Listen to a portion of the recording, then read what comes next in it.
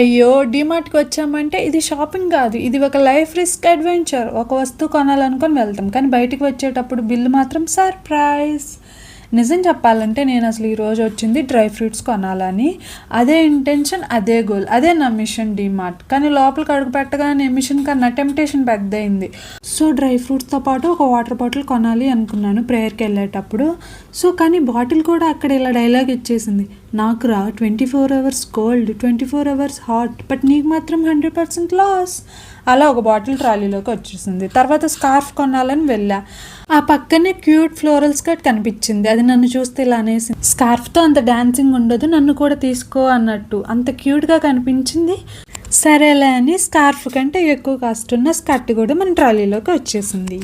అసలు డీమార్ట్లో ఆఫర్స్ చూడగానే మనకు దిమ్మ తిరుగుతుంది. బై 1 గెట్ 1 ఫ్రీ అంటే నాకు అసలు అవసరం లేని వస్తువు కూడా వెంటనే అవసరం వచ్చేస్తుంది. చుట్టూ తిరిగి తిరిగి చివరికి నేను యాక్చువల్గా డ్రై ఫ్రూట్స్ తేవడానికి వచ్చాను కదా అనే థాట్ వచ్చేసింది. అప్పుడు ఇంకా ఒక బాదం ప్యాకెట్ ట్రాలీలో వేసేసాను. అది కూడా అంటుంది నన్ను, లాస్ట్కి షాపింగ్ ఎంత చేసినా కానీ ఎట్టకెళ్ళకి నన్ను అయితే తీసుకున్నావు కదా, గుడ్ జాబ్ రా అన్నట్టు. ఇంకా ఫైనల్లీ డీమార్ట్కి వెళ్ళడం అంటే ఒకటి కొనడానికి పైన 10 వస్తువులు తీసుకొని రావడం. దీన్ని ఆపలేము, ఇది మన కర్మ, డీమార్ట్ ధర్మ. సరే మరి ఇవాళ లాగిన్. Thank you for watching, bye.